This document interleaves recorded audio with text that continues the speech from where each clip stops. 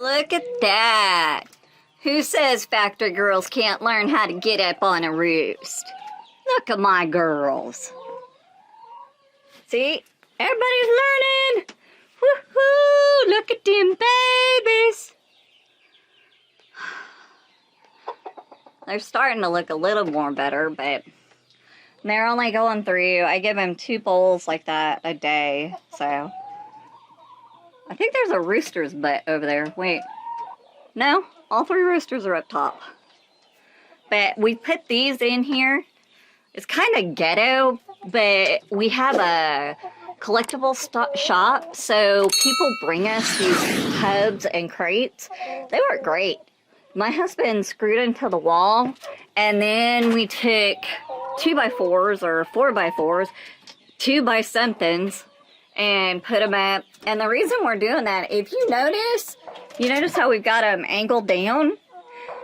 When we first started doing the roost bars, we actually did them where the smallest, we did them opposite of what we're doing now, but most of the time their butts are facing out. So we got tired of them pooping on each other. So there you go. Roost bars that are progressively smaller. All right, ladies, I'll leave you alone.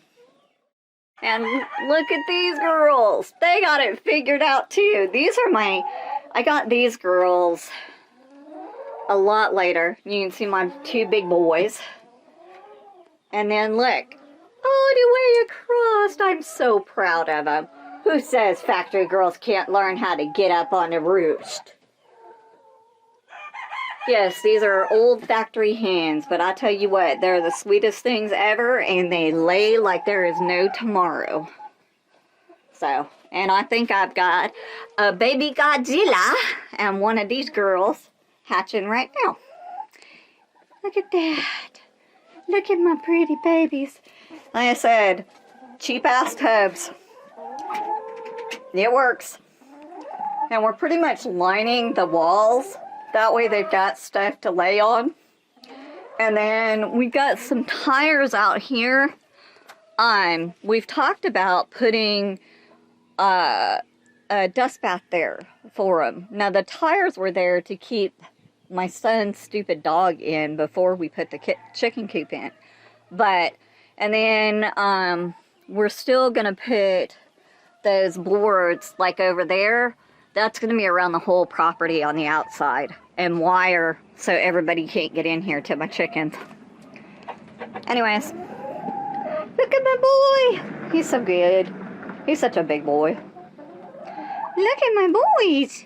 Look at them. It's kind of interesting because it seems like I've got 3 roosters in here, and each one of them seem to have split off and have their own harems.